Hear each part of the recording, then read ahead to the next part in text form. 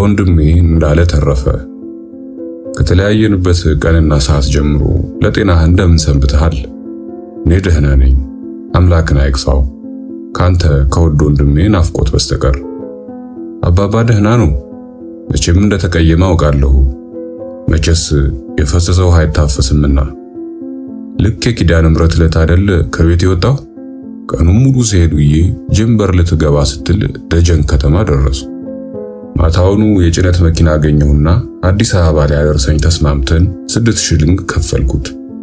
አብረውኝ የተሳፈሩት ሰዎች በኋላ ሲነግሩኝ ባለመኪናውን ያገኘልኝ ደላላ 1 ሽልንግ አታሎኛል።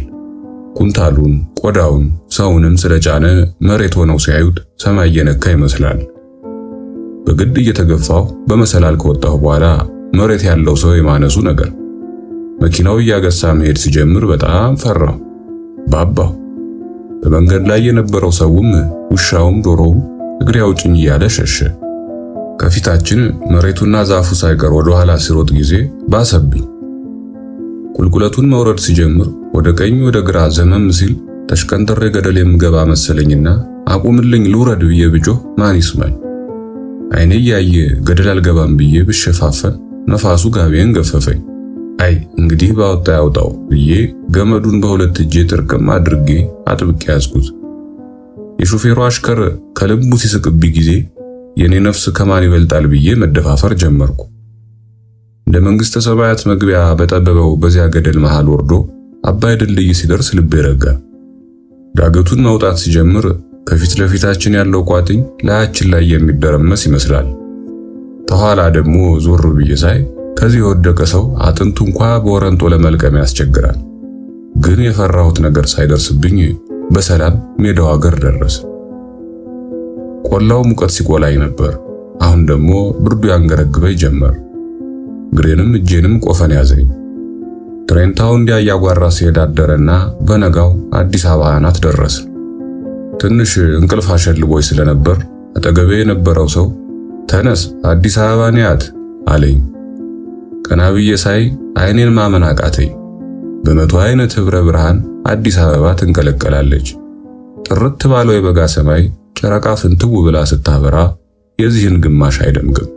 እኒያ ሁሉ ከዋክብት እንደ ዕንቁ ያንጸባረቁ ሲያጅቧት የብር ሰፌድ መስላ የምታሳየን ነጭ ብርሃን አዲስ አበባን አይወዳደራትም። በቀይ፣ በቢጫ፣ በአረንጓዴ፣ በሰማያዊ በብዙ አይነት መብራት መሃል ለመሃል ስትንቦገቦግ ዙሪያዋን ደግሞ እንደ ሐዘን ቀሚስ በጥቁር ጥለት ተከባለች። ትንሽ እንኳ አይቼ ሳልጠግብ ቁልቁለቱን አገባደደና ከተማውን እየሰነጠቀ አለፈ። አሁን ደግሞ ባህር ዛፍ፣ ድንጋይ ቤት፣ አሮጌ ቆርቆሮ ቤት ብቅ ጥልቅ እያሉ አንዱ ወደፊት አንዱ ወደ ኋላ በሩጫ ይሰወራሉ። የሚታየው መብራትም ተበታትኖ የቅድሙን ውበቱን እያጣ መጣ። ከመኪና ላይ ከወረድኩ በኋላ ወዴት እንደምሄድ ግራ ገብቶኝ ሳለ አንድ ግጥም ትዝ አለኝ። ወይ አዲስ አበባ ወይ አራዳ ሆይ አገርም እንደ ሰው ይናፍቃል ሆይ። ከዚያ አንዱን ሰው እየጠጋልኩና አራዳ የት ነው ብዬ ጠየቅኩት። ትኩር ብሎ አየኝና ሳቀብኝ። ምን ያስቀዋል ብዬ ሲገርመኝ ደበሎዬን በእጁ እየዳበሰ ምንድነው የለበስክ አለኝ። ዝም አልኩትና ሄድኩ። አንዲት ሴትዮ ከፊት ለፊት የመጣችና አፏን ይዛ ፊቴ ቆመች። አራዳ ጊዮርጊስ በየት በኩል ነው አልኳት። ለምንድነው ድብዳቤ የምትለብስ ብላ ጠየቀችኝ። በኋላ አንድ ሽማግሌ መንገዱን አሳዩኝና ሄድኩ። ቀኑን ሙሉ አይኔ ጉድ ሲያይ ዋለ። የቤቱ አሰራር፣ የፎቆቹ አረዛዘም፣ የመኪናው ውበት፣ የሰው ማማር፣ በጠዋት ጮራ የሚፍለቀለቀው መኪናውና የፎቁ መስታወት አዲስ አበባን የጻድቃንና የሰማዕታት ማረፊያ ከሆነችው ከመንግስተ ሰማያት በላይ አሰብኳት። ይህ ሁሉ ቤት በአንድ ቦታ የተከማቸ ለምንድን ነው ብዬ ራሴን ይዤ ተደነቁ። እኒያ ድምጻቸው ሳይሰማ እንደ ውሃ የሚፈሱ ትናንሽ መኪናዎች በሰው እጅ የተሰሩ ለማለት አያስደፍርም። የቤተ ክርስቲያኑ ማማር፣ የተሳላሚው ሰው እርጋታ፣ የነዳያኑ ብዛት ያስደንቃል፣ ያስደምማል። ሰው እንደዚህ አዘጊ በሚያማምሩ መንገዶች ላይ አንዱ ወደ ላይ ሌላው ወደ ታች ከመኪና ጋር እየተጋፋ ሲሄድ እኛ መንደር ጧት ከብቶች፣ በጎች፣ ፈረሶች፣ እምቦሶች ከሚያሰሙት ቡረቃና ጩኸት የበለጠ ደስ ይላል። የሰው ሞኝ ለጽድቅ ኢየሩሳሌም ይሄዳል፣ እንኳን አራዳ ጊዮርጊስን ተሳለምኩ እንጂ ቢሻው ልኮነን። ጠዋት ዳዊቴን ደገምኩና ቁጭ እንዳልኩ አንድ ሱፍ የለበሱ አዛውንት መጡና እንካ ብለው ተኪሳቸው አውጥተው ዘረጉልኝ። የምን ያደርግልኛል ለነዳይ ስጡት አልኳቸው። የለማኝ ጥጋበኛ ብለውኝ ሄዱ። እኔ ተማሪ ነኝ እንጂ ምጽዋተኛ ነዳይ አይደለሁ። ኋላ እንደመሰለኝ በጋቤ ላይ ደርቤ የለበስኩት ደበሎ ኖሯል የአዲስ አበባን ሰው ያስደነቀው። ቀኑ ሙሉ እየዞርኩ እንደ ሞኛ አፌን ከፍቼ ምኑንም እያየው ስገረም ዋልኩና ደጅ ሰላም ለማደር ብሄድ ዘበኛው አባረረኝ። ደሞ ቤተክርስቲያን ለተማሪ ከተከለከለ የት ደርሳለሁ ብዬ ሳልወድ በግድ የእግዚአብሔር እንግዳ አሳድሩኝ ልበል ብዬ ብዞር ማን ያሳድረኝ? ረባካችሁ የሰው ሀገር ሰው ነኝ ያሳድሩኝ፣ ስንቅ ስላለኝ ለሆዴ አታስቡ ብል ሁሉም አደሞም ቢያለኝ አንዱ ሌባ ያርደኛል ብዬ ስፈራ የባሰ እኔው ተፈራው። ረባካችሁ እግሬን ጠቡኝ አልጋ ልቀቁልኝ አይደለም ባዶ ወለል ላይ ተኛለሁ እያልኩ ብለምን ወንዱም ሴቱም ሸርሙጣውም መነኩሴውም አላስጠጋኝ አለ። ወንድሜ ሆይ ምናልባት እውነት አይመስል ይሆናል። የእግዚአብሔር እንግዳ አሳድሩኝ ሲል ባይሆን መኝታ ባይለቀቅለት እግሩን ባይታጠብ የፈለገው አረመኔ እንኳ የበላውን አብልቶ የጠጣውን አጠጥቶ አሳድሮ መንገድ አሳይቶ አይሸኝም ትለኝ ይሆናል። ተሳስተሃል ወንድሜ ሆይ። ወደ አዲስ አበባ ለመምጣት ልብህ ስለቆመ የምጽፍልህን ሁሉ እንደ መሸንገያ አትቁጠረው። ይልቅስ ትምህርት ይሁን። ደጉ ክርስቲያኑ የአዲስ አበባ ሕዝብ አንድ እንግዳ ላሳድር ማለቱ እውነት ነው። መንበረ ፓትርያርክ አራዳ ጊዮርጊስ አንድ ደበሎ ለባሽ ተማሪ ከቤተ ክርስቲያን ማባረሩ እውነት ነው። ከቤቱ በረንዳ ላይ ለማደር ብጠይቀው ሌሊት ለመቆፈርና ለመሰርሰር እንዲመችህ ነው አለኝ። የቀኑ ቁፋሮና እርሻ ሰልችቶኛ አይደለም እንዴ አባቴ እየረገመኝ ኮበለልኩ።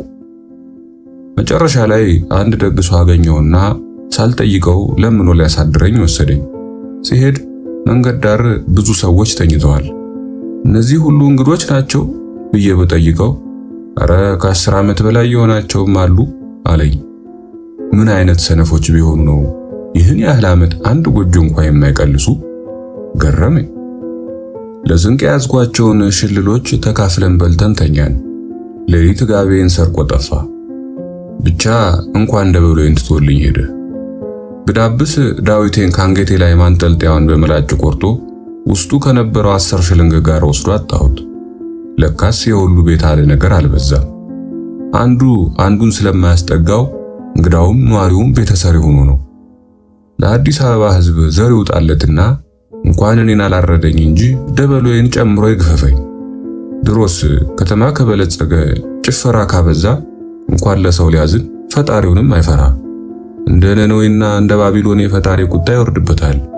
የህንፃዎቹ አረዛዘም፣ የቋንቋው ብዛት ሲታይ ፈጣሪ ስራውን ቀስ በቀስ እንደጀመረ ያሳያል። እንግዲያውማ ሰው የአንድ ወንዝ ውሃ እየጠጣና አብሮ እየኖረ 99 ቋንቋ መናገር ምን አመጣው? የመኪናውንና የመንገዱን ብዛት፣ የህንፃዎቹንና የሰውን ብዛት ብታየው ይህ ህዝብ እንደ ጥበቡ አበዛዝ አንድ አፍና አንድ ልብ ቢሆን የፈጣሪውን ሥራ የሚያስንቅ አዲስ መሬትና አዲስ ሰማይ ይሰራ ነበር። ታዲያ ምን ይሆናል? የክፋታቸው ክፋት ነገደ ኮንኩ ወኢተ ወከፍክሙኒ ያለውን ትልቁን የወንጌል ቃል ረስተውታል። ታዲያ አፋቸውን ቢለያየው በፈጣሪ ይታዘናልን? ወንድሜ እያልኩ ስጠራህ የሩቅ ዘመድ ስለሚያስመስል እንዳሌ አፋፉ ላይ ቆመን የምናየው ያ ሰማዩን ደግፎ የያዘው ተራራ የአገር ዳርቻ አይደለም። ከዚያም ወዲያ አገር አለ። ከዚያም ወዲያ ደሞ ከዚያም ወዲያ ከአዲስ አበባም ወዲያ አገር አለ። ግን እየባሰ ይሄድ ወይስ እየተሻለ አላውቀውም። ውዬ ሳድር በእኔ በራሴ መፍረድ ጀመርኩ። መኮላ ያነገለውንና ሙጀሌ ያጣመመውን እግሬን አይቼ የአዲስ አበባን ሴቶች እግር ነጠላ ጫማ አድርገው ሲሄዱ ሳስተያየው የቆማጣ ያህል ያሳፍረኛል። የእጄ ጣት እንኳ ከነሱ የእግር ጣት 10 ጊዜ ይቆረፍዳል። የአይን የከናፍራቸው የጥርሳቸው ማማር፣ የፀጉራቸው መለስለስ፣ ፍንጃል የመሳሰለው አይናቸው፣ በረዶ የመሰለው ጥርሳቸው፣ የእግራቸው ቅርጽ፣ ጠቅላላ ውበታቸው ሲታይ እንደ መኪናዎቹና ቤቶቹ ሁሉ በሰው እጅ በጥንቃቄ ተሰሩ እንጂ ለሰው ሆድ የበቀሉም አይመስሉ። ደግሞ የሚገርምህ ዓመት በዓል ሳይኖር ሁሉም የክት ልብሱን እየለበሰ መውጣቱ ነው። ፈጣሪ ግፍ ተናገርክ አይበለኝ እንጂ የእመቤታችን ስዕል እያለ የሚልኩልን የአዲስ አበባ ሴቶችን ፎቶ ነው እስከ ማለት ደርሼ ነበር። ብዙ ባለመማሬ ፈጣሪን አመሰገንኩት። ዳዊት ብማርና ብደቁን ከሀገር የወጣው ኮሌጅ ብጨርስማ ቅብጠቴ ሞትን ፍለጋ ይሰደኝ ነበር ማለት ነው። አንተም ብዙ ባለመማርህ ፈጣሪህን አመስግነው። ድንቁርና ወይም አለመማር ጥሩ ነው የምልህ አዲስ አበቦች የተጠየፉትን የገዛ ደበሎዬን እኔም መጥላት ስለጀመርኩ ነው። አንተ ግን ድሪቶን የሚነቅፍብህ ስለሌለ አሁንም ትወደዋለህ። በዚያ ሁሉ ከተሜ መሃል የኔ ለምድ ለቅሶ መሃል ገብቶ አታሞ እንደመደለቅ ነው። ያንን ሁሉ መኮላና ቆረን በባዶ እግሬ ሄድ የነበርኩት ሰው እንደ መስተዋት በሚለሰልሰው የአዲስ አበባ መንገድ ጫማ መመኘቴ ያስገርም ይሆናል። የበለጠ ይድነቅህ እንጂ እኔስ ቦላሌ ሱሪና ኮትም ያምረኛል። ኧረ ሌላም ያምረኛል። አንተ ግን ከቁምጣ ወዲያ ሱሪ፣ ከሳር ጎጆ ሌላ ቤት፣ ከኩራዝ ወዲያ መብራት ያለ አይመስልህም። ምንም አያምርህም ስላላየኸው። ያላዩት ሀገር አይናፍቅም ተብሏልና። አሁንማ ምንም የሚሰረቅ ነገር ስለሌለኝ ያለ ስጋት እንቅልፌን እለጥጣለሁ። ብቻ ብርዱ ነው መከራ የሆነብኝ። በቀደም ለጧት ስንነሳ ብርድ በሽታ ሞት የነበረው ጓደኛችን ሞቶ ተገኘ። በሉ እንከፍነውና ቤተክርስቲያን ወስደን እንቅበረው ብላቸው ግማሾች ዝም ብለው ሄዱ። ሌሎች ደግሞ ለምን ገልጣህ አየኸው ልታሳፍሰን ነው ብለው ማዕት ወረዱብኝ። አይኖቹ ፈጠው፣ ጥርሱ ገጦ፣ እጆቹ ተዘርግተው፣ እግሮቹ ተኮርምተው ላየው ሰው ልብ ይበላል። እኛ ካልቀበር ነው ማን ሊቀብረው ነው? ማዘጋጃ ቤት። አሁን ደግሞ የባሰ መባባትና መፍራት ጀመርኩ። ሞት እንዲህ ርካሽና ተራ ነገር ሆኖ መገኘቱ፣ ሞት ሳይፈራ ሟቹ መፈራቱ መንፈሴን ረበሸው። የምኖር ከሰው ጋር ሳይሆን ከጭራቅ ጋር መሰለኝ። ሰው ይሄን ያክል የረከሰበት ሀገር። ቀኑ መምሸት ሲጀምር የማዘጋጃ ቤት ሰዎች መጡና እግርና ራሱን አንጠልጥለው እንደ ግንድ መኪና ውስጥ ወረወሩት። ይዘውት ሄዱ። ትንሽ ቆይቶ ሌላ የቆሻሻ መኪና መጣና ተከምሮ የነበረውን ቆሻሻና ያን የውሻ ሬሳ ጭኖ ሄደና ማደሪያችንን ከግማት አጸዳለን። እንዳለ የማታው ብርድ ሳል ስላስያዘኝ እኔም መመለሻ የሌለኝ መሆኑ ተሰምቶኛል። ፍርሃቴ እየበዛ ሄደ። ከሞት የበለጠ ያስፈራኝ መንገድ ዳር ወድቄ የአዲስ አበባ ሰው ሬሳዬን እየከበበ ከንፈሩን ሲመጥና ምራቁን ጢቅ ሲል እየታየኝ ነው። ከሞትማ መቼስ ማን የሚቀር አለ? ምን የመሳሰሉ ጎበዞች ሴት ወንጥላ በማትሸከመውን ስራ ውሃ ሲቀዱና ለሸርሙጦች ጌሾ ሲወቅጡ ይውላሉ። እኔም ደበሎዬን አስቀምጬ ስሸከም ውላለሁ። አንድ ቀን የሆንኩትን ልንገር። ጊዮርጊስ አጠገብ አንድ መንዲስ ሰውዬ በፈረስ እንደሆነ የሚያሳይ ምስል አየሁ። የእኮ ቤተክርስቲያን ያቃጠል የነበረው ግራኝ መሐመድ ይሆናል። ገባሬ ታምራት ጊዮርጊስ ለመቀጣጫ ገትሮት ነው ብዬ አሰብኩ። ከዚያም ለማረጋገጥ ብዬ ሳሩን ውሃ ያጠጣ የነበረውን ሰውዬ ወንድሜ፣ ይህ የግራኝ መሐመድ ምስል ለመቀጣጫ ከቆመ ስንት ጊዜ ሆኖታል ብዬ እየቀለድኩ ጠየቅኩት። አንተ ከረፋፋ ባላገር ምዬ ምኒልክ ነው ግራኝ መሐመድ የምትላቸው? አሁን ፖሊስ ልጥራ አለና የጎማውን ውሃ ላይ አፈሰሰው። ይህ ምን ምኒልክ ነው? ይህ የት ሀገር ታቦት ወይስ መናኝ ነው? ገድሉን ያላነበብኩት ጻድቅ ይሆንን ብዬ ፖሊስ ሳይጠራ ሩጫዬን ቀጠልኩ። አንድ ቀን ደግሞ ፈረንጆቹን ከነልጆቻቸው እንደቆሙ ጠጋ ብዬ አየኋቸው። ቆዳቸው ከመንጣቱ በስተቀር ያው እንደኛው ሰው ናቸው። ጠጉራቸው ደግሞ እንደ ፈረስ ጋማ ለስላሳና ለሽ ብሎ የተኛ ነው። ኮትና ሱሪ ሳይሆን የሐር መጎናጸፊያ ቢለብሱ ኢየሱስን የሚመስሉ ብዙ ወንዶች ፈረንጆች አይቻለሁ። ይልቅ ልንገርህ፣ የአዲስ አበባን ቄስ ብታይ በሳቅ ትሞታለህ። ሲቀድሱ የሚለብሱትን ቀሚስ ከመቅደስ ውጭም ለብሰውት ይሄዳሉ። ቀሚሳቸው መሬት እየጠረገ በዚያ ላይ ጋቢ ወይ ካባ ይደርባሉ። ደግሞ የሚጠመጥሙት ሻሽ አይደለም፣ የኑግ ልጥልጥ የመሰለ ጥቁር ቆብ ነው። ምን እንዳሳሰቡኝ መገመት ትችላለህ? ጸሐፍት ፈሪሳውያን። አንድ ቀን ደግሞ ረጅም ሕንጻ ስር እንደቆምኩ ዘመም እያለ ወጥቶ ሊወድቅብኝ መሰለኝና ወግድ ሊወድቅ ነው እያልኩ ስሮጥ መኪና ሊድጠኝ ነበር። ባለ መኪናው አንገቱን ብቅ አደረገና ከትልቅ ሰው አፍ የማይጠበቁ ጸያፍ ስድቦችን አወረደብኝ። በእርግጥ አልተናደድኩም። የአገሩ ልማድ ስለሆነ ነጭ ፀጉር ያበቀለው ሁሉ የባሰ ስለሚሳደብ ለምጄዋለሁ። ተመልሼ ስመለከት ሕንፃው ስር የነበሩ ሰዎች ይስቁብኛል። ጠጋልኩና ቀና ብዬ ብመለከት ለካስ ደመናው ኑሯል እየተጠመደመረ የሚሄድ። አስብ፣ ርዝመቱን በዚህ መገመት ትችላለህ። ማታ ክፉኛ ሲበርደኝ አመሽና ትንሽ እንቅልፍ ሲያሸልበኝ ያ ብርድ የገደለው ጓደኛዬ በህልሜ ታየኝ። እሳት ለብሶ ሊያቅፈኝ ደረሰ። ለምንድነው ፍትሃት ያላስፈታኸኝ? ለምንድነው በሰው ልጅ ወግ ያልከፈንከኝ? ለምንድነው የክርስቲያን ወጉ የሚነፈገኝ? ያን ያህል ጊዜ ከሞት ጋር ታግዬ በአሳር ብንለያይ ሬሳዬ ለፀሐይ ተሰጥቶ የዋለ ለምንድነው? 10 ዳዊት ማንን ገደለ? ግድ የለም ብድሩ ይድረስህ አልልህም። አንተም የኔን መንገድ እየተከተልክ ነው አለኝ። ደንግጬ ተነሳው። እኔ ለራሴ ዳዊት መድገም የተውኩ ሌባ ከወሰደብኝ ወዲህ ነው። ደሞ ህልሜ አስደንጋጭ እየሆነ ሄዷል። ቤተክርስቲያንም ቅኔ ማህሌት መግባት አልችልም። ሻማ ልትሰርቅ ነው እያሉ ያባረሩኛል። አይ አገሬ መቅደሱን እንዳልተምነሸነሽኩበት ሁሉ ቆሜ ማስቀደስ ልከልከል። ቀኑ እየበዛ ሲሄድ የሚያጋጥመኝ ነገርም የዚያኑ ያህል መብዛት ጀምሯል። አንድ ቀን በጣም ራበኝና ኩሊነት ባገኝ ብዬ ስዘዋወር አንዲት ሸርሙጣ ጠራችኝና አንድ እንስራ ውሃ ቅዳልኝ፣ ብትፈልግ አንድ ጣሳ ጠላ ወይ 10 ሳንቲም እሰጥሃለሁ አለችኝ። አልቅስ አልቅስ አለኝ። በጣም ተናደድኩ። ደሞ ከሸክም ወርጄ ውሃ ልቅዳ? እልፍ ስል ፈረንጆች አየሁ። የሚሉትን ለመስማት ስጠጋቸው ፎቶ አነሱኝ። ሳኩባቸው። ቋንቋቸው አገውኛ ያሉት ጋልኛ ውጥንቅጡ የወጣ ነው። መቼም ትልልቁ ሕንፃ ውስጥ የሚኖሩ እነሱ መሆናቸው አይጠረጠርም። የትም ይኑሩ። ርቦይ ስለነበር ራጉኤልን ልማጸን ብዬ ቅጥሩን አልፌ ገባው። ከዚያም ደረጃው ላይ ተደፍቼ አቡነ ዘበሰማያትን ደግሜ ስነሳ የቄሶቹ ብዛትና የመልካቸው ቅላት የጥምጥማቸው በተለቅ አስገረመኝ። ባስተውላቸው ለካስ አረቦች ናቸው። ረጃጅም እጀ ጠባብ ለብሰው የሚጸልዩ። አቤት አደነጋገጤ! ደሞ በገዛ እጄ ሰለምኩ ብዬ አለቀስኩ። በል እንግዲህ ደብዳቤውን ወደ በጨረሱ ነኝ። የባጡን የቆጡን ዘላበድኩልህ። ምን ላድርግ? ብርቅ የሆነብኝን ሁሉ ልጻፍልህ እኮ ብዬ ነው። አደራ እስላሞች ምኩራብ ሰገደ ብለህ እንዳታወራ።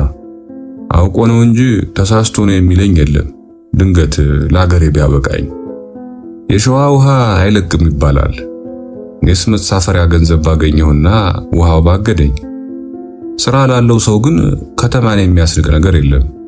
ስራና ገንዘብ የሌለው ግን ያን በየመንገዱ ሲበራ የሚያድረውን ኤሌክትሪክ እንኳ ቤት ውስጥ ማስገባት አይችልም። የዚህ አይነት ማዕት ሰዎች አውቃለሁ። አንድ ቀን ማታ ደግሞ አንድ ሰውዬ ሰክሮ ሲወላገድ ጓደኞቼ እንደ ብድብና ንብረቱን እንውሰድ አሉኝ። የሞተስ እንደሆነ ይሙታ። ሰው የተፈጠረው ለመሞት ነው። እኛ ባንገድለው ፈጣሪ ገድሏል አሉ። አልቀረለትም። ከኛ ልፍ እንዳለ እንደ በሬ ያስጓሩ ልብሱን ገፈውት ሸሹ። ለካስ ሲታገላቸው ጊዜ በጩቤ ወቅተውት ኖሮ ጠዋት ሙቶ ተገኘ። ብንቀድም ኖሮ ለኔም የአገሬ መግቢያ አላጣም ነበር። ጠዋት እኛ ታፈስንና ፖሊስ ጣቢያ ተወሰን፣ እናንተ ገደላችሁት ተብለን። ቢሆንም እስር ቤታቸውን ወደድኩት። እግዚአብሔር በፖሊስ አዛዡ ተመስሎ ቤታችንን ሲያዘጋጅልን ደስ አለኝ። የደብረ ሊባኖስን ዳቤ የመሰለ እንጀራ እየጎመድኩ 5 ወር ተቀለብኩ። ሰይጣን የማይመሰልበት የለም አይደል? የፍርድ ቤቱን ዳኛ ተመሰለና ለመግደላቸው ማስረጃ ብለው ከሞቀ ቤታችን አስወጡን። ከእስር ቤት ወጣውና ድሮ ወደማድርበት ቦታ ሄድኩ። ማታውኑ ያ ሙት ጓደኛዬ በህልሜ እንዲህ አለኝ፣ ለእንግዲሁ ስሞት ዝም ብለህ እንዳታየኝ። አረ ለመሆኑ እድሜ ልክህን እየተመላለስክ ስትሞት ልትኖር ነው ወይስ ከዚህ በፊት በሞትህን ረሳኸው አልኩት። ምንም አልመለሰልኝም። አሁን እንደሚመስለኝ በእኔ ያልከውን በሌሎች ላይ እንዳትውል ማለቱ ነው። ወይስ ከና አማርኛው ጠፍቶታል ልበል? ገና ከሞተ መንፈቅ ሳይሞላው ቋንቋው ከጠፋውማ አማርኛ ምኑን የመላእክት ቋንቋ ሆነ? በል እንዳሌ አዲስ አበባ 1 ዓመት ያየሁትን ከሞላ ጎደል ጽፌልሃለሁ። በተረፈ እንግዲህ በአይነ ሥጋ ለመታየት ያብቃን ይላል ወንድምህ አውግቸው ተረፈ። ጥር 10 ቀን 1957 ዓመተ ምህረት ያለፈውን ደብዳቤ እንዳነበብከው በመተማመን ዛሬ ደግሞ ይህንን ጻፍኩልህ። አንድ ቀን ኩሊነት ፍለጋ ስንከራተት ቅድስተ ማርያም ደረስኩ። እዚያም የድሮ ጓደኛዬን አገኘሁት። እንደኔ ዲያቆን ሆኖ ተያዥ አምጣ ተብሎ ከቅድስተ ማርያም ደጀ ሰላም የተባረረ የመቀሌ ልጅ ነው። ከቀኑ 8 ሰዓት ገደማ ነበር። ከነጋ ምንም እህል አልቀመስኩ አለኝ። እኔም ምንም አልቀመስኩ አልኩት። አንድ ላይ ተቀምጠን የአርብ ዳቦ ስንጠብቅ አንድ አይነ ስውር ዱላውን እያወዛወዘ ወደኛ መጣ። የቤተ ክርስቲያኑ ዘበኛ ወዴት እንደሚሄድ ከጠየቀው በኋላ ሂድና መንገድ ዳር ያለውን የወይዘሮ ዓለምነሽን ጠጅ ቤት አሳየው አለኝ በዱላ እየጎሸመኝ። የትኛውን መንገድ ዳር ያለውን ጠጅ ቤት ነው ብዬ ጠየቅኩት። ወደ ግንፍሌ ወንዝ በሚወስደው መንገድ ዳር ነው። አይነ ስውሩ ትከሻዬን ይዞ እንደመከተል እጅ ለእጅ ተያይዘን እንሂድ አለኝ። መንገድ ላይ አንድ ሰውዬ ዳቦ ሰጡት። እንካ አለኝ። ለምን አይበሉትም? ምን አይነት ደግነት ነው ተመጽውቶ የሚመጸውቱ ብለው። ስለማልፈልገው ነው አለኝ። ጠጅ ቤቱ ስንደርስ ስራዬን ጠየቀኝ። ኩሊ መሆኔን ስነግረው እንግዲያውስ ከኩሊነት ልመና ይሻላልና እኔን ምራኝ ብሎ እጄን አጥብቆ ይዞ የለምነኝ ጀመር። እንዲያውም ጠጅ ካልጠጣህ ብሎ በግድ አስቀዳልኝ። ጠጁ ግራዋ ግራዋ ይላል። ሊጠጣልኝ አልቻለም። አይነ ስውሩ ሰውዬ ግን 3 ብርሌ ጠጣ። ከዚያ እንደማይለቀኝ አውቄ እስቲ ከኩሊነት ልመና መሻሉንም ልይ ብዬ ቤት ሚስት ያለውና የሌለው መሆኑን ለማረጋገጥ ቤት አለዎት ብዬ ጠየቅኩት። አዎን ቆንጆ ሚስትም አለችኝ አለኝ። ለመሆኑ ስንት ብር ቢኖሮት ነው 3 ጠጅ በአንድ ጊዜ የሚጠጡ አልኩት። ስሙኒ ይሁን ሽልንግም ይሁን ባለኝ ገንዘብ ልክ እጠጣለሁ። ከዚያ በኋላ ወደ 4 ኪሎ እንደወስደውና በየጠጅ ቤቱም እንዳስለምነው ጠየቀኝ። 4 ኪሎ አንድ ትልቅ ጠጅ ቤት ይዤው ገባው። የቤቱ ስፋት፣ የጠጁ ብዛት፣ ጫጫታው፣ ሙቀቱ ከራስ ፀጉሬ እስከ እግር ጥፍሬ ላብ አጠመቀኝ። አፍሬ ቶሎ ይዤው ወጣሁ። ትቼው ለመሄድ ባስብ የበላሁት ዳቦና የጠጣሁት ጠጅ ውለታ ሆነው ከበዱ። ኧረ እኔ አፈርኩ። እዚያ ሁሉ ሰው ፊት መቆም አልችልም። ከፈለጉ ቤቶ ላድርሶትና ልሂድ አልኩት። ደግሞ ምን ያሳፍርሃል? አልሰረክ፣ አልቀጠፍክ። እኔ ለለመንኩ አንተ ምን ያሳፍርሃል? ይልቅስ እንደ አህያ ከመሸከም ለምኖ መብላት አይሻልህም? እኔ ልምራ እያለኝ እኮ የሚለምነኝ ሰው ሞልቷል። ስሰክር እየደበደቡኝና እየሰረቁኝ ስላሰለቹኝ ነው እንጂ። ይልቅስ ነገ ማርያም ስለሆነች በደንብ እንድለምን ለጧት መቅመሻ አሁን ቶሎ ቶሎ ለምነን በጊዜ ወደ ጡረታ ሰፈር እንሂድ። ላንተም ከለመንኩት ገንዘብ አካፍልሃለሁ እና በሌሊት ተነስተን ማርያም መሄድ አለብን። አረቄና ጠጅ ካልቀመስኩ ደግሞ ጉሮሮዬ ተዘግቶ መለመን አልችልም። ጡረታ ሰፈር የለማኞች መንደር ነው። በቤት እንደደረስን ከዚህ ቀደም ይመራው የነበረው ሰውዬ ሲፈልገው ውሎ ኑሮ አይነ ስውሩ ሰውዬ ቤት ተቀምጦ አገኘ ነው። እኔን አይቶ አዝኖልኝ ይሁን ተመቅኝቶኝ እንዲህ አለኝ። ምናልባት የውበቴን ጠባይ አታውቀውም ይሆናል። በጣም እርጉም ሰው ነው። መለመን፣ መስከር፣ መረበሽ ያበዛል። እንኳን አንተ እኔ እንኳ እየመከርኩና እያስፈራራው አልቻልኩትም። ሲጠጣ እብድ ነው፣ ካልጠጣ ደግሞ መንቀሳቀስ አይችልም አለኝ። ሚስቱ ደግሞ ውሻ በጨው አይነካትም፣ ቆንጆ ናት ብሎ የፎከረባት ፋጤ ለማኛዋ። የዚያ ዕለት ማታ ሰው ሁሉ ከውበቴ ይልቅ ለኔ ሲል መጸወተው ብል ይሻላል። ላቤ በ10 መንታ ሲወርድ፣ ሰውነቴ እንደ ቄጠማ ሲያረግድ፣ አይኖቼ እንደ ተከበበ አውሬ ሲንከራተቱ በሀፍረት ተውጬ አመሸው። ልቤ በሁለት ነገር ተከፍሎ ሌሊቱን በሐዘንና በደስታ አሳለፍኩ። ሐዘኔ በየመጠጥ ቤቱ ስንዞር፣ በተለይም ቀይ መብራት ባለባቸው ቡና ቤቶች ውስጥ የደረሰብኝ አፍረት ነው። አንዱ ሰክሮ ሲወላገድ፣ ሌላው በለብታ ሲለፈልፍና በምጸት አነጋገር ሲናደፍ፣ ዘበኛው ሲገፈትረን፣ ባለመጠጥ ቤቷ ስትነጫነጭ፣ ሌላው ጠጪ ከሸርሙጦቹ ጋር እየተራፋ የጎሪጥ ሲመለከተን ግራ ገብቶኝ ነበር። ደስታዬ ግን ገንዘብ አግኝቼ ለጊዜው ወስፋቴን መግደልና ሀገሬ ለመመለስ ጓጉቼ ስለነበር ነው። አንድ ሰውዬማ የለበስኳትን ቁምጣ ሱሪ አይቶ ጭኑ ላይ አስቀምጦ የሚዳራትን ሴትዮ አጭር ቀሚሷን እየገለበ አንተ ደግሞ ፋሽን ማድረግህ ነው ይህን 40 ቅልጥምህንና ጭንህን በየቡና ቤቱ የምታስመርቅ አለኝ። ቡና ቤቱ ውስጥ የነበረው ሁሉ ሳቀብኝ። ሰማይ ልሁን መሬት አላውቀው። አፍረትና ንዴት ተናንቀውኝ ደሜ እሳት ላይ እንደተጣደ ጀበራ ሲፈላ ላቤ በፊቴ ክንብል ብሎ ፈሰሰ። አይፈረድበትም። የአዲስ አበባ ሰዎች ቦላሌ ሱሪ ሳይታጠቁ አይሄዱም። ሴቶች ግን ለሀፍረት መከለያ የበለስ ቅጠል የምታህል ግልድም ነው የሚያገለድሙ። ሲቆሙ ይሻላል እንጂ ሲቀመጡና ሙታንታቸው ይታያል። ከነሱ ይልቅ ወንዶች የሚያፍሩ ይመስላል። ሴቶቹማ ቢያፍሩ ኖሮ ራቁታቸውን ይሄዱ ኖሯል። ለነገሩማ ነጭ ጸጉር ያበቀለው ሰውዬ ሸርሙጣ ጭኑ ላይ ሲያስቀምጥ ያላፈረ ወንድ የወንድነቱን መለያ ጢሙን ተላጭቶ ሕፃን ልጅ ሲመስል ያላፈረ እኔን ቁምጣ ሱሪ ከሚኒ ፋሽን ጋር አወዳደራት አይደል? ሌሊት ተነስተን ወደ ቅድስት ማርያም ሄድን። እዚያም እንደደረስን ውበቴ አረቄ ቤት አስከፈተና አንዷን ብርሌ ካቲካላ በባዶ ሆዱ ጨለጣት። እዚህ ሲለምን ዳቦ እዚያም ሲለምን ዳቦ ስለሚሰጠው አንተ ልጅ ምንም አላወቅክበትም፣ እኔ ሳንቲም እንጂ ዳቦ አልፈልግም አለኝ። እውነትም እኔ ዳቦ የያዙ ሰዎች ብቻ ነበር የማሳድድ። ውበቴ በልመና ዜማ ነው የሚለምን። እሱ እንዳለኝማ ድምፁ የአዲስ አበባ ለማኞች ሁሉ የሚያስከረዳ ነው። ሲያንቆረቁረው እንኳን ሳንቲም ወፍ ያረግፋል። እንዴት እንደሚለምን እስቲ ጥቂት ግጥሞች ልንገር። አይኔን ግንባር ያርገው ብላችሁ አትማሉ፣ ይቸግር የለም ወይ መሪ ማባበሉ። ራቴም ምሳዬም ሆኖ በሰው እጅ አልቅሼ እበላለሁ እንደ ሕፃን ልጅ። ሙሉ አካል ነበረኝ እኔም እንደሰው አምላክ ወሰደብኝ የማይከሰሰው። የመጨረሻው ግጥም ግን ምን አሳሰበኝ መሰለ?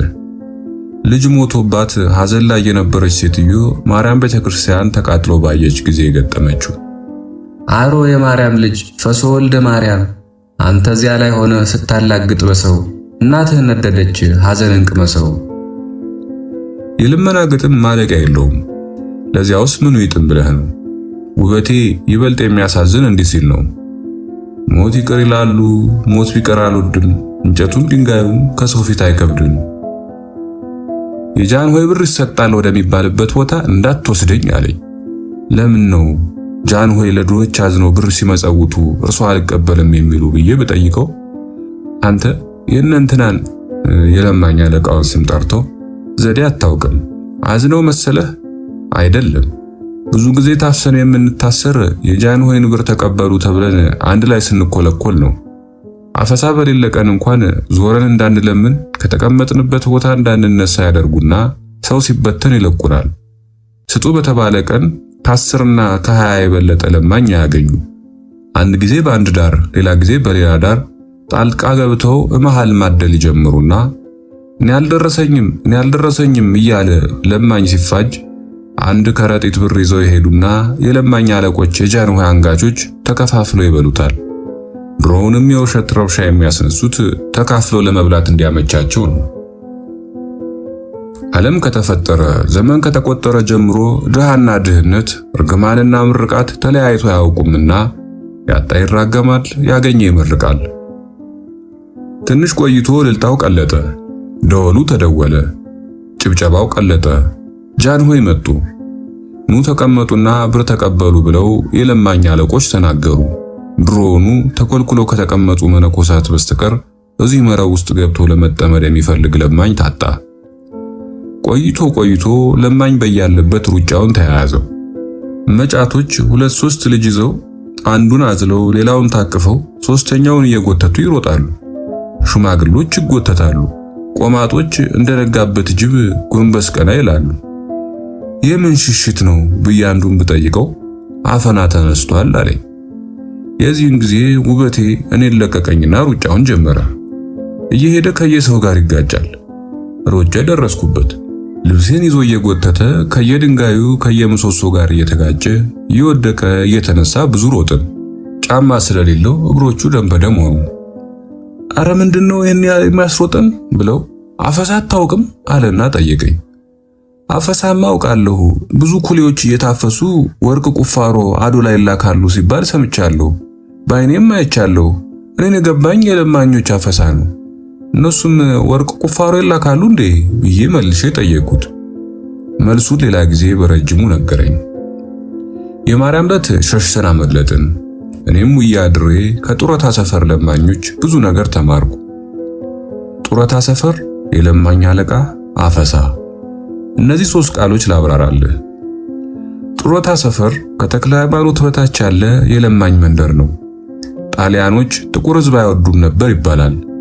እንግዲህ ለማኝ ምን ያህል እንደሚጠሉ አስብ። ለማኞችን በተለይም ቆማጦችን ከአዲስ አበባ ለማጥፋት እኩሉን በመርዝ እኩሉን በጥይት ግማሹን በአካፋ ግማሹን በሳት ገድለው ለመጨረስ አሰቡ። ነገር ግን የለማኙ ቁጥር በማነስ ፋንታ እየበዛ ስለሄደ ለማኝ መፍጀት የአዲስ አበባን ሕዝብ መጨረስ ነው ብለው ከከተማው ዳር የለማኞች ከተማ ተቆረቆረ። ዛሬ ከተማውን ብርት ሆኗል። አሁን ደግሞ የአዲስ አበባ ከተማ ከንቲባ እንዲፈርስ ትዕዛዝ ሰጥተዋል ይባላል። መቼም ገንዘብና ስልጣን የሌለው ሰው አዲስ አበባ መኖር አይችልም። የለማኝ አለቆች ደግሞ ዘነቡ በምትባል የመንግስት መኪና ድሆችን እያፈሱ በየፖሊስ ጣቢያው የሚያሳስሩ ናቸው።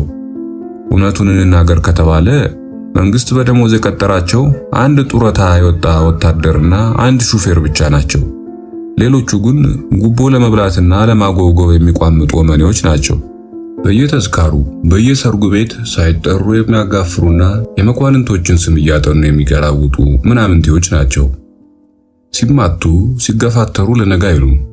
ሲመቻቸው ኪስ የሚበረብሩ፣ ሳይመቻቸው የሚፈትሉ፣ ከሆዳቸው በስተቀር ሌላ ነገር የማያውቁ እሪያዎች ናቸው። አፈሳ ሲጀመር ሴት፣ ወንድ፣ ልጅ፣ አዋቂ፣ መጫት፣ እርጉዝ፣ ቆማጣ፣ ጤነኛ ሳይሉ 10 ሰው በማስጭን መኪና 40-50ውን አጭቀው በእሳት አደጋ መኪና ፍጥነት እያበረሩ ለማኞችን የሚያሳስሩ ናቸው፣ ቶሎ ቶሎ ለማመላለስ። በእነዚህ በቁጥር ከ10 በማይበልጡ አሳሞች እጅ ወደኩለት አንድ ተረት ትዝ አለኝ። 9 ሰዎች ናቸው አሉ። አውድማ ላይ እንዳሉ አንድ ሽፍታ ይመጣባቸዋል። እነሱም ያዩትና ጭድ ውስጥ ይደበቃሉ። ሽፍታው ከነሱ የተረፈ ምግብ አግኝቶ ይበላና ሊሄድ ሲል የውሃ ቅል ያይና በጦር ይወገዋል። ይሄው ሰው መስሎት ይላል ከተደበቁት መካከል አንዱ። ሽፍታው በጦር ወቅቶ ይገድለዋል። ወይ አፍ አለማረፍ ይላል ሌላው፣ እሱንም ይገድለዋል። እኔ ሻል ዝም ያልኩት ይላል ሌላው፣ እሱም ይገደላል። እንዲህ አድርጎ 8ቱን ገድሎ ይሄዳል። አንድ ሰው ይተርፍና ወደ መንደር ሮጦ ሄዶ አፋፍ ላይ ይቆምና አረ ስሚ ብሎ ሚስቱን ይጣራል። ወይ ትለዋለች። 9ኛችንን አንድ ሽፍታ ፈጅን ይላታል። 9ኛችንን አንድ ሽፍታ ፈጅን። 9 ሽፍታ ፈጀን። ለጉኖ አንድ ብቻውን ሆኖ እየተሽለኮለከ ፈጀን እንጂ 9 ከሆኑማ አንዳንዳቸውን አንይዛቸውም ኖሯል። መንገድ ላይ አንድ ጎረቤቱ ያገኘውና እንዴት ሆናችሁ ብሎ ይጠይቀዋል። እሱም መቼም ምንም አንል ከ9ኛችን አንድ ተርፈናል አሎ ይባላል።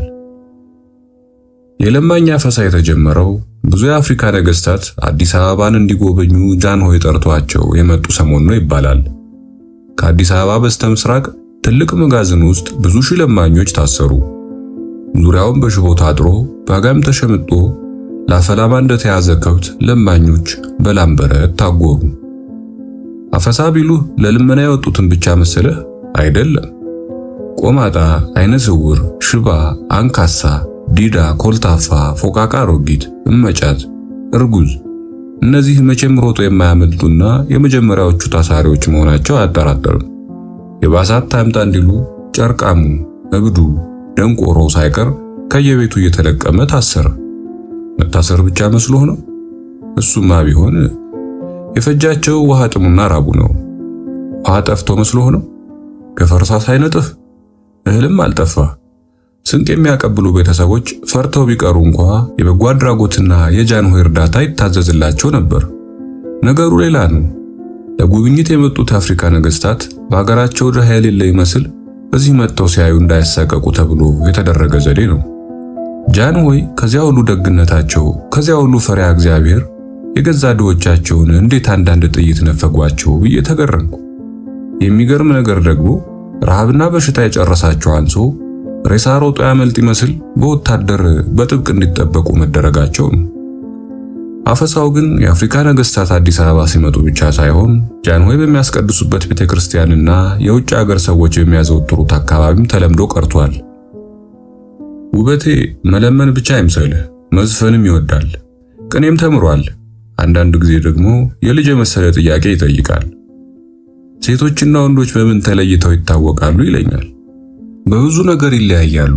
ሴቶች ድምጻቸው ቀጭን ነው፣ ጉትቻ ያደርጋሉ፣ ጸጉራቸውን ያሳድጋሉ፣ ይተኮሳሉ፣ ሻሽ ያስራሉ፣ ቀሚስ ይለብሳሉ፣ የሴት ቦርሳ ይይዛሉ፣ መልካቸው ያምራል፣ ሲስቁ ያምራሉ።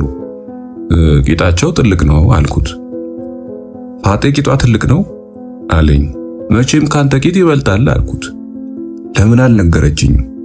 ባትጠይቃት ይሆናላ። እሺ ጠጅ ምን ይመስላል? ቢጫ ምን ይመስላል? አደይ አበባ። አደይ አበባስ? የአዲስ አበባ ባህታዊዎች የሚለብሱትን አንሶላ ይመስላል። ጥቁርስ ምን ይመስላል? ኑግስ? ኑግማ ከሰል ይመስላል። ከሰልስ? የጳጳስኮ? ፈረንጆች ነጭ ናቸው የሚባል እውነት ነው? አሁን ነጭ ናቸው። ምን አይነት ነጭ? ሊጥ የመሰለ። አረንጓዴ ሰው አለ? አይ አረንጓዴ ሰው የለም።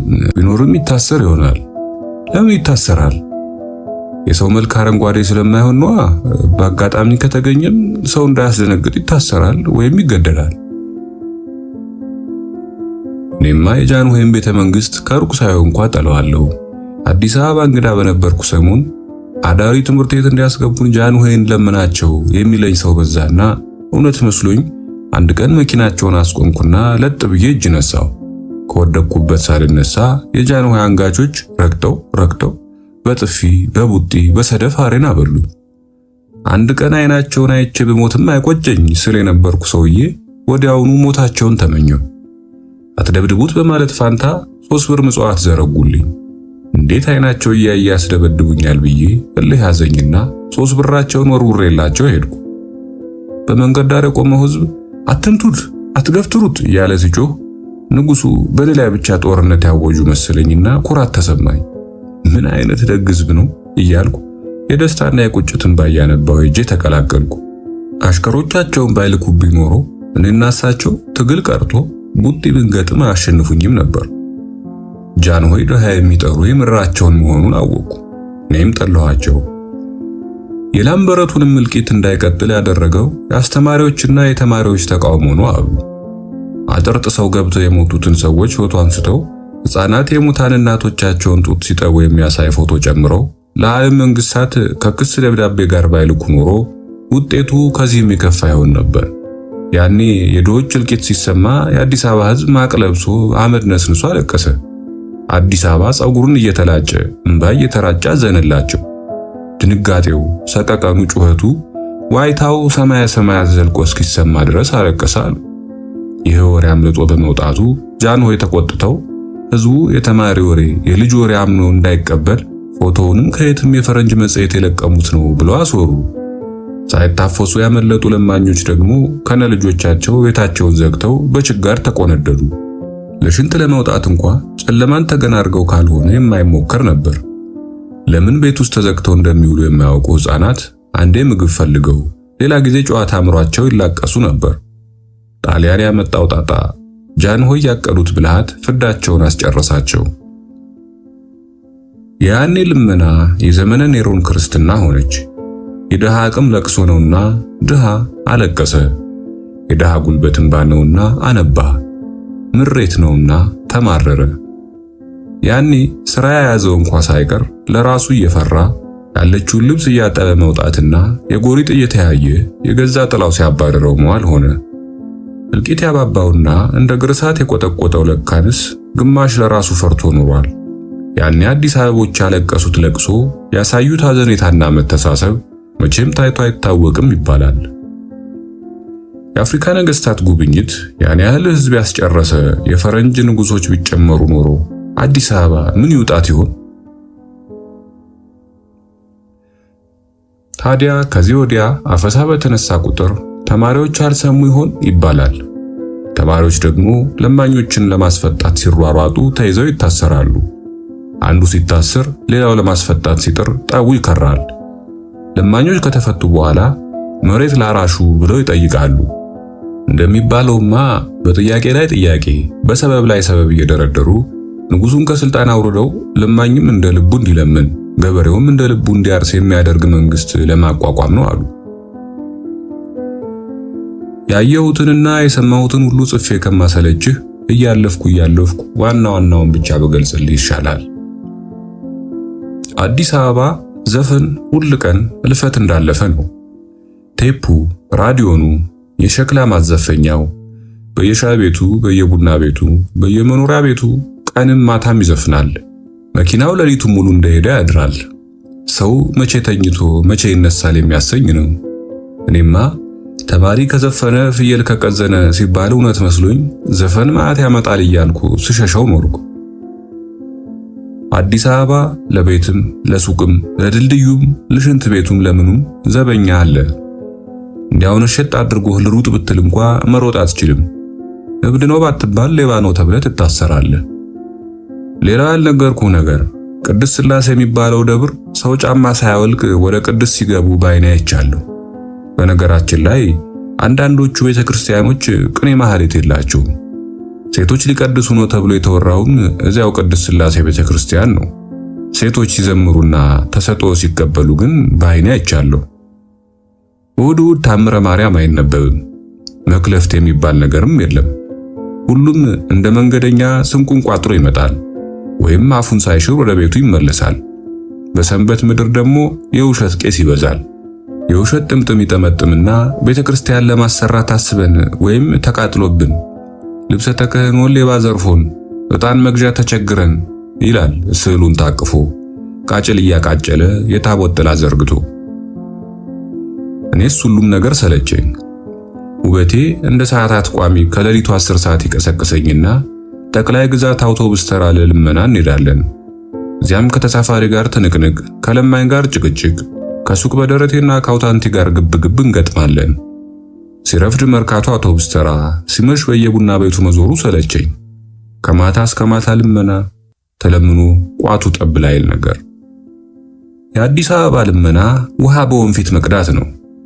ደግሞ የለማኙ መስገብገብ፣ የመጽዋቹ መንገብገብ አይጣል ነው። መጽዋቹ አንዷን ብር ወደ 100 ሳንቲም ይመነዝርና ከእጁ ለማውጣት ይንቀጠቀጣል። ለማኙ ደግሞ መጽዋቹን ከበብ አድርጎ መሄጃ ይከለክልና ከእጁ ለመንጠቅ ይደርሳል። ኤዲያ ሁሉም ነገር ብልጠት ነው። ማታለል ብልጠት ነው። ውሸት መናገር ብልጠት ነው። ከአንዱ ሰው ሸፍጦ 2 ጊዜ መጽዋት መቀበል ብልጠት ነው። በዓል ሲሆን የሰው ልጅ ሰርቆ ወይም ተከራይቶ መለመኛ ማድረግ ብልጠት ነው። ልጄ ሰው ገድሎ የደም ዋጋ የሚከፍሉ አጥቼ እያሉ መለመን ራሱ ብልጠት ነው። ገና ለገና ገንዘብ ለማግኘት ሲል ስንቱ ጤነኛ ሰውነቱን በሳት አቃጥሎ ይጥለዋል።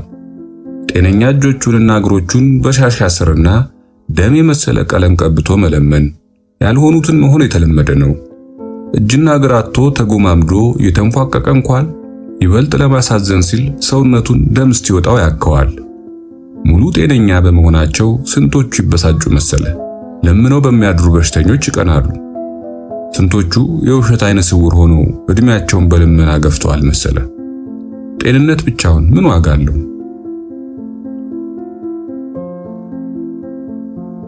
በግዞት የሚኖሩ አንድ ባህታዊ አሉ። ሁልጊዜ ጠፍተው ይመጡና ሲያስተምሩ ተይዘው ተመልሰው ግዞት ይላካሉ። አንድ ቀን አየኋቸው። ጃንሆይ ሊያስቀድሱ መጥተዋል። አንድ የውሸት ባህታዊ የእንጨት ቀንበሩን የሰበረ የብረት ቀንበር ይሰራበታል፣ መኳንንቱንና ተከታዮቹን ለሚንቅ በላዩ የምድረ በዳን አውሬ ያሰለጥንበታለሁ፣ ለአንበሳና ለዘንዶም ተገዢ አደርገዋለሁ እያሉ ይሰብኩ የነበሩትን በጣም ገሰጿቸው። ባህታዊ የመሰሉ ነጭ ለባሾች እኮ ሞልቷል። ግዞተኛው ባህታዊ የጃንሆይ መኪና ጆሮ አብቅላ ተሰማቸው ይመስል ጣታቸውን ወደሱ አቀስረው አንተ ግብዝ የቀበሮ ባህታዊ ወዮልህ! ግርማ ሞገስ በተሞላበት አረማመድና አመለካከት ህዝቡን እያስተዋሉ እነዚህን ነቢያተ ሐሰት የበግ ለምድ የለበሱትን ተዋቸውና የልጆቻችሁን የተማሪዎችን ድምፅ ስሙ አሉ። እግዚአብሔር በሕፃናት አንደበት ይናገራል። ሕሊናቸው በገንዘብ ያልተሸጠ ቀንበርን የሚሰብሩ እስራትን የሚበጥሱ እነሱ ናቸው። መሮጥና ማምለጥ ማየትና መታገል የሚችሉ ድሆች በኃይለኞች ክንድ እየታነቁ በከባድ መዳፍ እየተደቆሱ ወደ ሞት ባድማ ወደ ላምበረት ሲጣሉ የጮህላቸው ማን ነው? ቤተክርስቲያን ናት እና አባ ናቸው? አይደሉም። ለደም ከተማ ወዮላት፣ በሁለንተናዋ ቅሚያ ሞልቶባታልና። ጣታቸውን ወደ ጃንሆይ መኪና እያመለከቱ ባለመኪናው ይዘንጣል፣ ድሆች በረሃብ ያልቃሉ። አዲስ አበባ ሆይ ልብስሽን በፊት እገልጣለሁ፣ አፍረተ ስጋሽንም ለአፍሪካ ነውርሽንም ለዓለም መንግስታት አሳያለሁ። ሎንዶን፣ ፓሪስ፣ ሞስኮ፣ ዋሽንግተን ይንቁሻል፣ ያዋርዱሻል፣ ይስቁብሻል፣ ማላገጫም ያደርጉሻል። ንጉስሽ ወራዳ ነው፣ ሕዝብሽን ብለው ያፋቸውን ሳይጨርሱ ፖሊሶቹ እያዳፉ እየገፉ ወሰዷቸው። ለካንስ እነፊት አውራሪ ደምስ አላምረው የጎጃምን ሕዝብ በሬ ሲያስጎትቱት፣ በዱላ ሲቀጠቅጡት፣ በጅራፍ ሲገርፉት፣ ውሃ ቀጠነ ብለው በየገበያው ሲሰቅሉት ጃንሆይ እያወቁ ነው ዝም የሚሉ። የድሮ እግዚአብሔር ኢየሩሳሌምን ሲያጠፋ ሴት፣ ወንድ፣ ድሃ፣ ሀብታም፣ ቄስ፣ ነጋዴ ሳይለይ ነበር። የዘመኑ እግዚአብሔር ደግሞ ከሰውም ሰው ድሆችን፣ ከሀገርም ሀገር አንዳንድ ከተማ ብቻ ይቀጣል። የሰፈራችን ልጆች ውበቴን ሲያበሽቁት ውበቴ እኮ ሆዳም ነው 10 እንጀራም አይመክተው ይሉታል። በጣም ይናደዳል። ምክንያቱም ለምግብ ይህን ያህልም ነው። መጠጥ ከጠጣ እህል አያምረውም። ውበቴ እኮ 1 ብርሌ ጠጅ መጠጣት አይችልም ሲሉት እንግዲያውስ እናንተ ናችሁ ትላንት 10 ብርሌ ጠጅ የጠጣችሁልኝ ይላችኋል የምሩን እየተናደደ። የኛ ሀገር ቅዳሴ በጸጥታና በጥሞና ነው የሚከናወን። ቅዳሴ ከገቡ በኋላ በቅጥር ውስጥ ያለ አይወጣም፣ ውጭ ያለ አይገባም። መላእክት እንደ ቅጠል ይረግፋሉ፣ እንደ ሻሽ ይነጠፋሉ ስለሚባል። አዲስ አበባ ደግሞ የተገላቢጦሽ ነው። ለማኞች ደረጃው ላይ እየወጡ ሲለምኑ የሚያሰሙት ዜማ ከቤተ ክርስቲያኑ ድምፅ ማጉያ ጋር ይፎካከራል።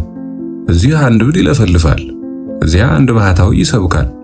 በሌላ በኩል የመኪኖች ጩኸትና መርመስመስ ሌላ ጉድ ነው።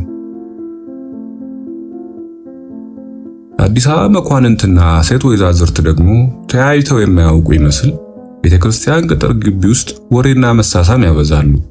አንዱ ይወጣል፣ ሌላው ይገባል። ቅዳሴ ገብተው ሲወጡ ድረስ አስችሎት የሚቆይ የለም።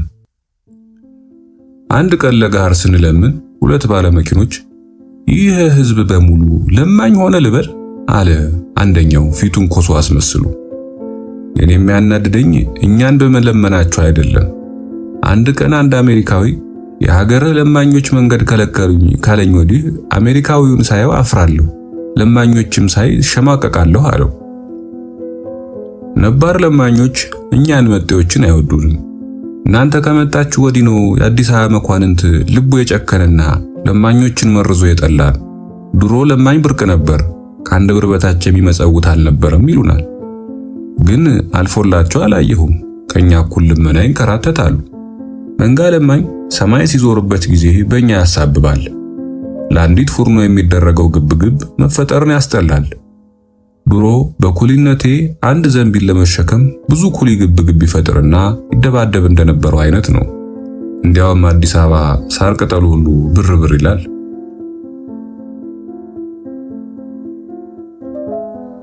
ንጉሱን ማማት በጥብቅ የተከለከለ ነው። ባትወዳቸው ወዳቸዋለሁ ማለት አለብህ፣ አለበለዚያ ጆሮ ጠቢ ያሻውክብሃል። አንዱ ብልጥ በዚህ እንዴት እንደሚጠቀም ልንገር። ምንም ገንዘብ ሳይኖረው መጠጥ ቤት ይገባል። ከዚያ አንዱን መኳንን ጠጋ ብሎ ጌታዬ ከሁሉ አብልጦ የሚወዱትን አውቃለሁ ይላቸዋል። ሐሰት አታውቅም ይሉታል። እንወራረድ ይላቸዋል። 50 ብር ሰጥ ይሉታል። ግድ የለም 10 ይበቃል ይላል አጅሬ። መልካም ይላሉ። ከሁሉም አብልጦ የሚወዱ ጃንሆይን ነው ይላቸዋል። መቼም ከ10 ብር ሕይወት ይበልጥባቸዋልና አውቀው ይረታሉ። የጃንሆይ ነጭ ለባሽ እንዳገርህ ነጭ ለባሽ አይምሰልህ። አንድ ነጭ ለባሽ ከበርቴዎችን ከበርቴ መስሎ፣ ለማኙን ለማኝ መስሎ፣ ተማሪውን ተማሪ መስሎ ይጠጋል። እብዱን ለመያዝ እብድ መስሎ ራቁቱን እየሄደ ነው። አንድ ጥይት ሳይተኩስ ሺህ ገድሎ የሚገባ ነው። ይህን ደብዳቤ አንብበህ ስትጨርስ ቅደደው፣ አለበለዚያ መዘዝ ያመጣል። ያልጠረጠረ ተመነጠረ ተብሏልና በእንዝህላልነት ከእጅህ ካመለጠ ወዮልህ። ጃንሆይ ነገርና ሰው አይንቁም ይባላል። ሲቀጡስ ከ7 ትውልድ ነው። ለራሴ ፈርቼ እንዳይመስል እኔማ ከቤተ ክርስቲያን የወጣሁለት ባላፈርስም አፍርሻለሁ። ጃንሆይ ፊት የተደበደብኩለትም ባልሞትም ሞቻለሁ። ጃንሆይ በቁመት ካፍ የወደቀ ጥሬ ያክላሉ። ጥድፍ ጥድፍ የሚያካክሉ አንጋቾች መካከል ስታያቸው ሕፃን ይመስላሉ። ያ ሁሉ መኳንንት በዙሪያቸው ሲያዘጠዝጥ ያስገርማል፣ ያስቅማል። የባሰ የሚያስገርመው ደግሞ ጃንሆይን ለማየት የሚደረገው ግፊያና ትንቅንቅ የፖሊሶቹ ዱላና እርግጫም አይደለም። እንደ መልክዓ ማርያም እንደ መልክዓ ኢየሱስ ሁሉ መልክዓ ኃይለሥላሴ ተደርሶላቸው የአዲስ አበባ ምዕመናን በትጋት ሲጸልዩበት ማየት ነው ይበልጥ የሚያስደንቅ። በቅዳሴውም በቅኔውም በጸሎቱም የጃንሆይ ስም ሺህ ጊዜ ካልተጠራ ቅዳሴውም ቅዳሴ አይደለም፣ ቅኔውም ቅኔ አይደለም። ለካንስ በመላእክት ፋንታ ነው አንጋቾች ቤተክርስቲያኑ ቅጥር ግቢ የሚሰለፉ። ለካንስ በሰይፍ ፋንታ ነው አንጋቾች ሳንጃቸውን መዘው የሚቆሙ።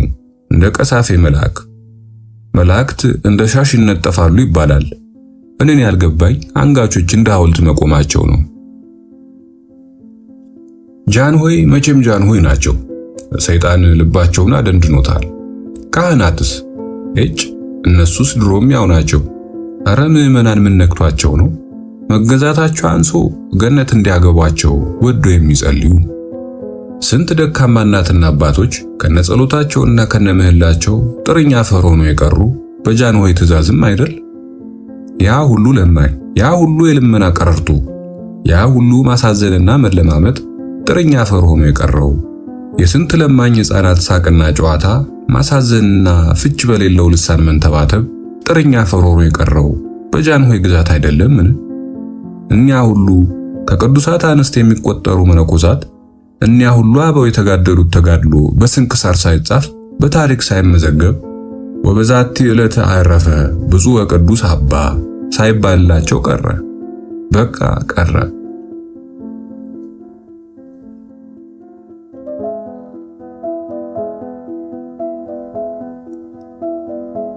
ጡረታ ሰፈር የመጠጥ አይነት ሞልቷል። ጠላ፣ ጠጅ፣ ካቲካላ፣ ሻሜታ፣ መሪሳ፣ ሁሉም ለምኑ ባገኛት ሳንቲም ይጠጣል። ውበቴ ምክሩ መሬት ጠብ አይልም።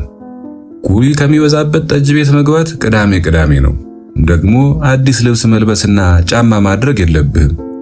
አሮጌ ልብስና አሮጌ ጫማ እንኳን የሌለው ኩሊ ሞልቷል። ታዲያ በባዶ እግሩ እየሄደ ላንተ የሚመጸውት ይመስልሃል? አይደለም። የሚመጸውተው ከሱ ስታንስ መሆኑን አትዘንጋ። ባለባበስም ማሳዘን አለብን። ቡና ቤት የሆነ እንደሆነ እግዚአብሔር ይስጥህ ቢልም ጭጭ በለውና ቁም።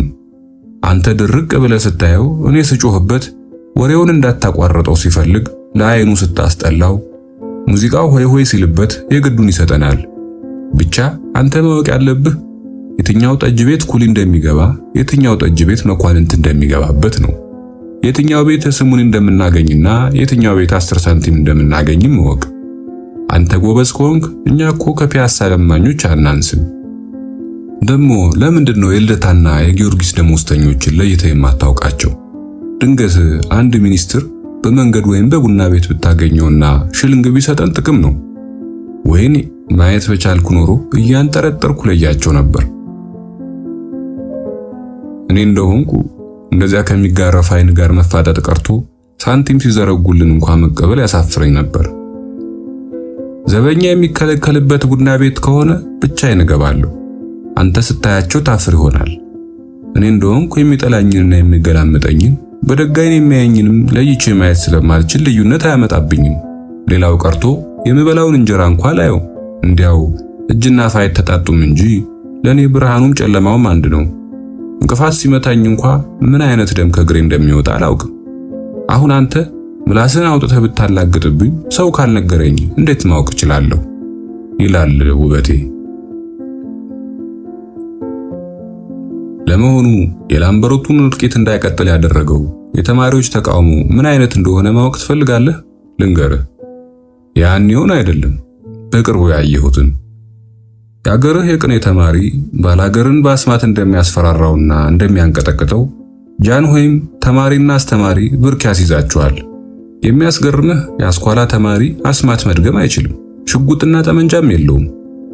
አልማርም ይልና ትምህርቱን ረግጦ ደብተሩን ይዞ እስክሪብቶውን ኪሱ ውስጥ ከቶ ከትምህርት ቤት ይወጣል። መንገዶችንም በሰልፍ ያጥለቀልቃቸዋል። የአንድ ትምህርት ቤት ተማሪዎች የሚያሳዩት ሰልፍና የሚያሰሙት መዝሙር እንደ ትንሣኤ ደወል ሩቅ ቦታ ያሉትንም ተማሪዎች ይቀሰቅሳቸዋል። ፖሊሶች በሚያስለቅስ ጋዝና ባርጩሜ ሲሏቸው፣ ተማሪዎች ደግሞ ፖሊሶችንና የከተማ አውቶቡሶችን፣ የአሜሪካ ኤምባሲን በድንጋይ ይደበድባሉ። አውቶቡሶች ይሰባበራሉ። ፖሊሶች የብረት ቆባቸውን እየመከቱ ያባርሯቸዋል። የተማሪ አፈሳ ይቀጥላል። ተሜ ለለማኞች ጥብቅና ስትቆም የዱላ ውርጅብኝና የወህኒ ቤት እራቱን አረፍ።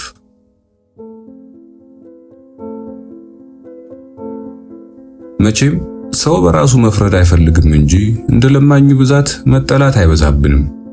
መኳንንቱና ሴት ወይዛዝርቱ የመልካቸው ማማር፣ የልብሳቸው ንጽህና፣ የመኖሪያ ቤታቸውና የመኪናቸው ቁንጅና፣ ያንን አይተህ አፈር የመሰለውን የድሆችን ፊትና የለበሱትን ቡትቶ ስታይ ታንድ አገርና ታንድ ወንዝ የበቀልን የአንድ አገር ሰዎች አንመስልም። እንዲያው ሙያዬ ብለው ጥላቻቸውን ማባባሳቸው በዛ ብዬ ነው እንጂ መጠየፍስ ይጠየፋሉ። አልፈርድባቸው። ምን ማለት ነው? ፈረንጅ እኮ ሆነዋል። በመልክ ባለባበስ፣ ባነጋገር፣ ባበላል ሳይቀር ፈረንጅ ሆነዋል። በየመንገዱ በየግንቡ ስር የወደቀ ድሪቶ ታይና ተሻግረኸው ስታልፍ ወይም ምንድነው ብለህ በእግርህ ገለጥ ስታደርገው አፈር የመሰለ ሰው ብቅ ይላል። ይህን ሳይ አልፈርድባቸው። አንተስ? የድሃው ብዛት ሳይሆን የድህነቱ አይነት ብዛቱ፣ የበሽተኛው ብዛት ሳይሆን የበሽታው አይነት ብዛቱ ያስጠላል። በየመንገዱ በየመጠጥ ቤቱ የትም ቢሆን ቀንም ሆነ ማታ ሀብታም በሄደበት ቦታ እንደ ጥላ መከተል ነው። መኪና ውስጥ ከቆንጆ ሴት ጋር ተቀምጦ ሳለ ስለ እግዚአብሔር ብሎ ጆሮው ላይ ሲያቃጭልበት የሚያሳየውን ጥላቻ በቃላት መግለጽ ያቅተኛል። የዚህን ጊዜ ልመና በሞት አስቀጥቷል ብልህና አንተ በሀብታሞች ቦታ ሆነ ብታየው አንጀትህ ይርስ ነበር። በእኛ በለማኞች አንጀት ስታየው ግን ወንጀል ይመስልሃል። በዚህ ላይ የሴተኛ ዳሪዎች፣ የአታላዮች፣ የሬቦች፣ የማጅራት መቾች ብዛት አይጣልብህ። መቀማማት፣ መሸነጋገል፣ መገለማመጥ፣ መሰዳደብ፣ መገፈታተር፣ መተራረድ፣ መወሻሸትም፣ መተቻቸት፣ ጉቦ መበላላት፣ አለመተማመን የከተማው ጠባይ ይመስላል። አንዱ ነጥቆ ይበራል፣ ሌላው ያባርራል።